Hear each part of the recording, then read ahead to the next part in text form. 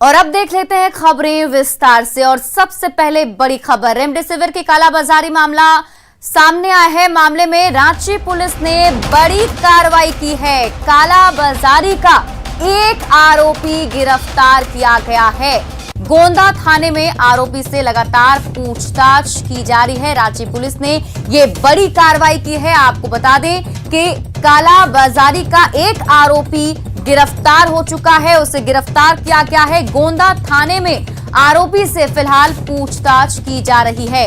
आरोपी राजीव मंत्रियों आईपीएस अधिकारियों का करीबी बताया जा रहा है। 1.10 लाख में 5 इंजेक्शन उसने बेचे थे। एसपी दफ्तर में बेहिचक घुसता था आरोपी। बड़ा सवाल है कि मरीजों को मिलने वाला इंजेक्शन आखिर कैसे पहुंच गया सफेद पोश के पास। तो इस वक्त की बड़ी खबर आपको बता रहे हैं। रेमडेसिविर की कालाबाजारी का मामला सामने आया है, जिसमें एक आरोपी को गिरफ्तार किया गया है। आरोपी का नाम राजीव बताया जा रहा है और ये भी कहा जा रहा है कि मंत्रियों आईपीएस अधिकारियों का काफी करीबी है ये राजीव। इसने करीब 1 लाख से अधिक के इंजेक्शन जो हैं वो बेचे हैं। और सबसे बड़ा सवाल तो यही उठता है कि आखिर ये मरीजों को मिलने वाला इंजेक्शन सफेद पोश के पास कैसे पहुंचा।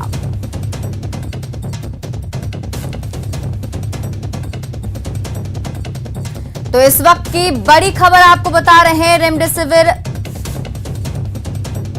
कालाबाजारी का मामला जो है वो सामने आया है। मामले में रांची पुलिस ने एक बड़ी कार्रवाई की है और इसमें एक आरोपी को गिरफ्तार भी कर लिया गया है। गोंदा थाने में आरोपी से फिलहाल पूछताछ की जा रही है। आरोपी का नाम राजीव बताया जा रहा है। और सबसे बड़ी बात जो है इस मामले में वो ये कि राजीव के कनेक्शन मंत्रियों के साथ, आईपीएस अधिकारियों के साथ बताया जा रहा है। ये भी कहा जा रहा है कि वह उन लोगों का काफी करीबी था।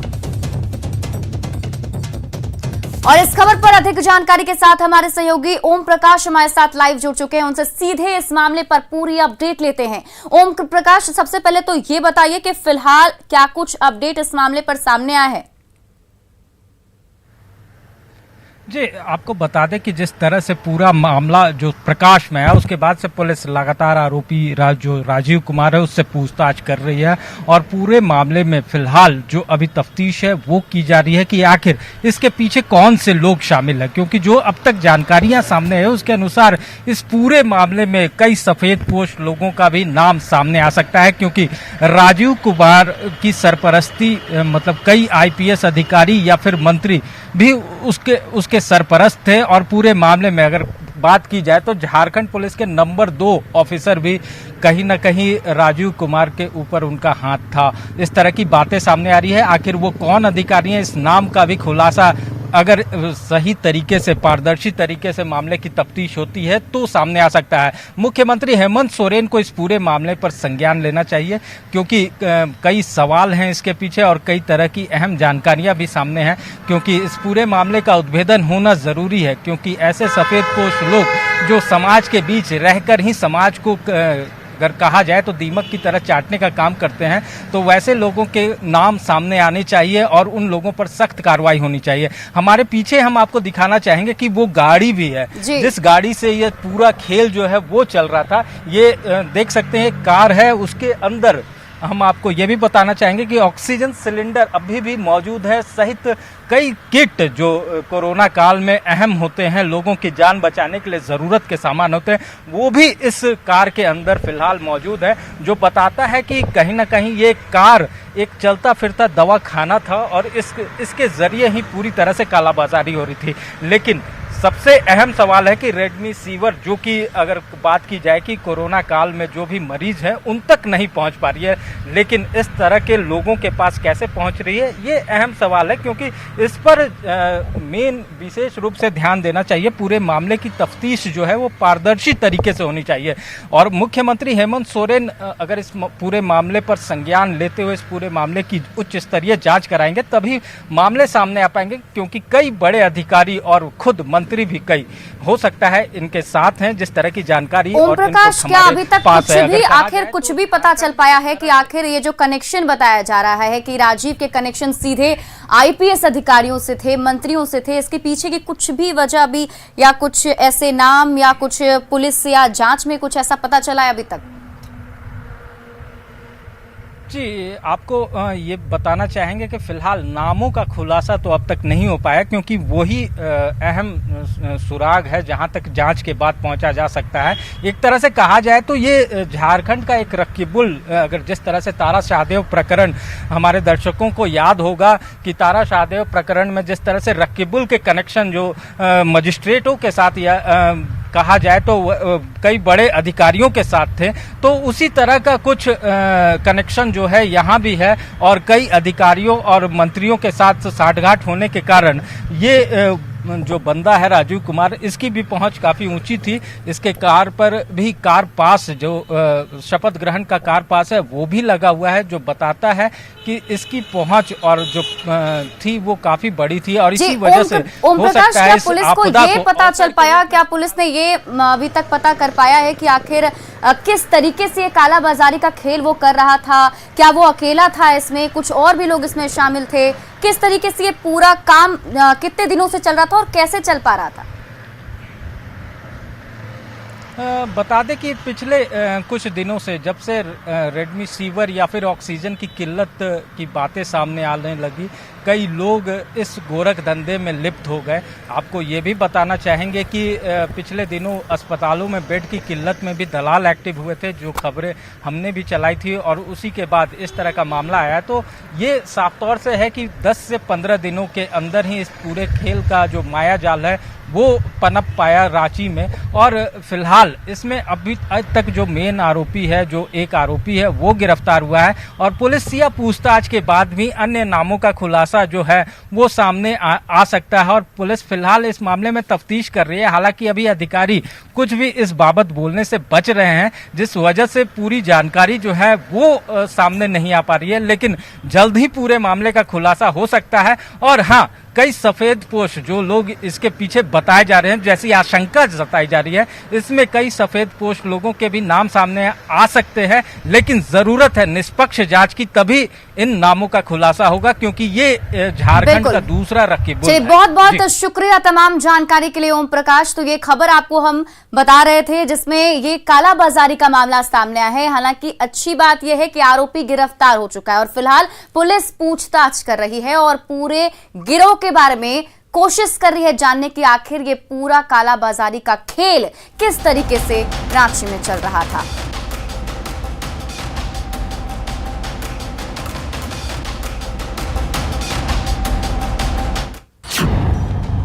रिम्स में बेड की दलाली, उसको बेड दे दिया जाएगा, ठीक है, ऑक्सीजन भी लगा दिया जाएगा सामने, उसके बाद वो 30,000 रुपया लेगा। पैसे के लिए जिंदगी का सौदा। हाँ, एकदम तुरंत हो जाएगा। मतलब एडमिशन में भी 30,000 रुपया आपको एडमिट करके ही पैसा लिया जाएगा। और अलग अलग बेड के लिए अलग अलग डिमांड। और अगर भेंटी में डालेगा, ठीक है, तो भेंटी का 50 मांग रहा है भैया। हाँ, भेंटी का 50, जनरल में ऑक्सीजन दे करके 30। ऑक्सीजन बेड के लिए चाहिए 30,000। भेंटी का 50, जनरल में ऑक्सीजन दे करके 30। वेंटिलेटर के लिए चाहिए 50,000। भेंटी का 50, जनरल में ऑक्सीजन दे करके 30। महामारी में मोटी कमाई का जुगाड़। रिम्स में बेड का दलाल।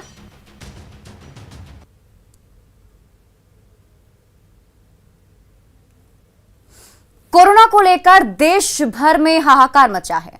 आपदा की घड़ी में लोग मदद की गुहार लगा रहे हैं, लेकिन आपदा की घड़ी में दलाल अवसर ढूंढ रहे हैं।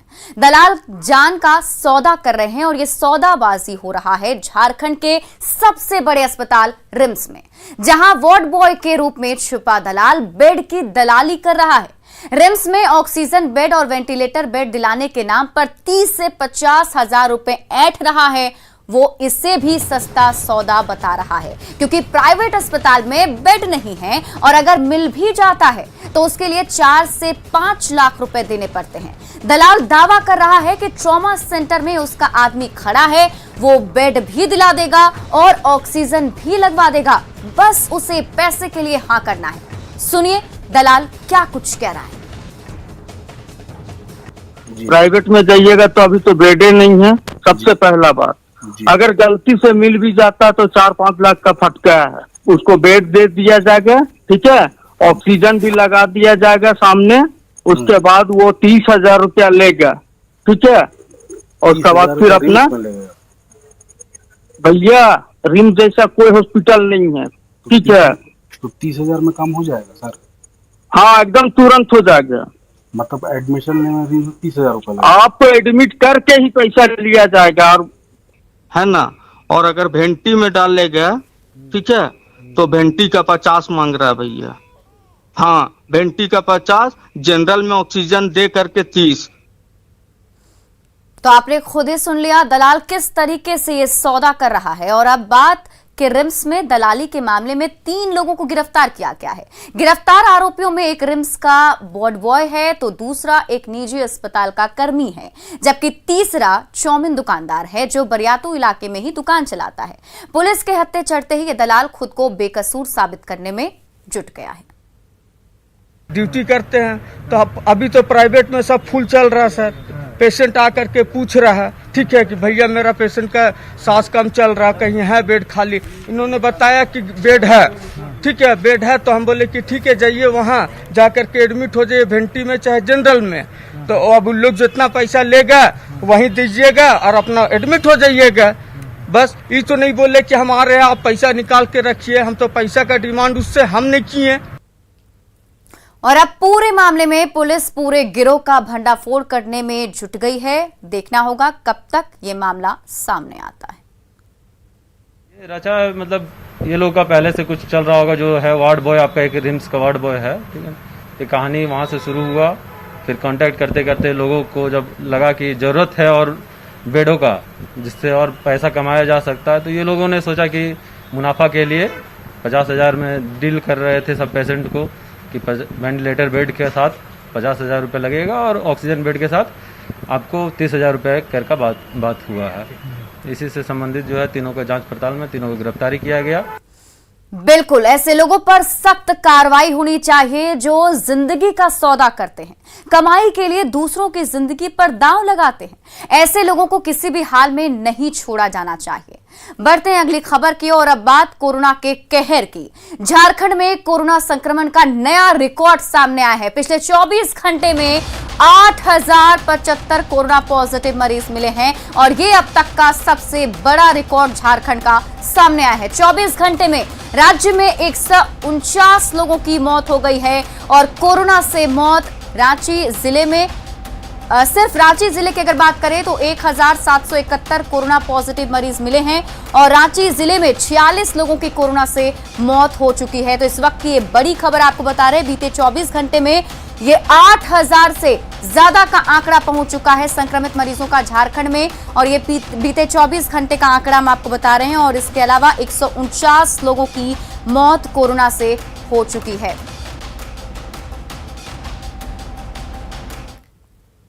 और झारखंड में भी कोरोना की रफ्तार पर ब्रेक नहीं लग पा रहा है। कल कोरोना के 8,075 नए केस सामने आए। पिछले 5 दिनों की अगर बात करें, यानी कि ग्राफ के जरिए अगर आपको दिखाने की कोशिश करें तो आप समझ पाएंगे आसानी तरीके से कि किस तरीके से ग्राफ ऊपर जाता जा रहा है। 24 अप्रैल को 5,152 संक्रमित मरीज मिले थे, 25 अप्रैल को 5,903 संक्रमित मरीज मिले थे और 26 अप्रैल को 5,541, 27 अप्रैल को 6,020 और 28 अप्रैल को 8,075 संक्रमित मरीज मिले हैं। यानी कि एक दिन के बाद एक दिन आने के बाद नए नए आंकड़े सामने आ रहे हैं।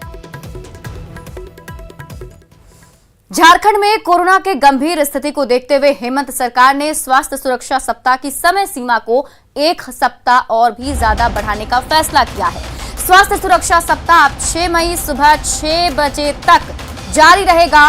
इतना ही नहीं, कोरोना के कहर को देखते हुए सरकार ने सख्ती को और भी ज्यादा बढ़ा दिया है। नए नियम के तहत शाम 8 बजे की जगह अब दोपहर 2 बजे तक ही दुकानें खुलेंगी और शाम 3 बजे के बाद सारी मूवमेंट थम जाएंगी। यानी कि शाम 3 बजे के बाद कोई भी व्यक्ति रोड पर नहीं दिखेगा। हालांकि आवश्यक सेवाओं को इस सख्ती से छूट जरूर दी गई है। सरकार ने आपदा प्रबंधन की बैठक में ये बड़ा फैसला लिया है और इसके अलावा सरकार ने ऑक्सीजन युक्त बेड की संख्या बढ़ाने और सभी जिलों में 50 अतिरिक्त नॉन ऑक्सीजन बेड लगाने का निर्देश भी दिया है।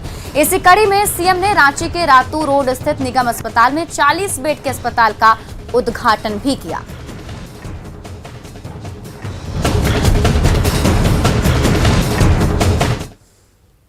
तो फिलहाल इस बुलेटिन में बस इतना ही, लेकिन न्यूज़ 18 पर खबरों का सिलसिला लगातार जारी है। आप देखते रहिए न्यूज़ 18 बिहार झारखंड।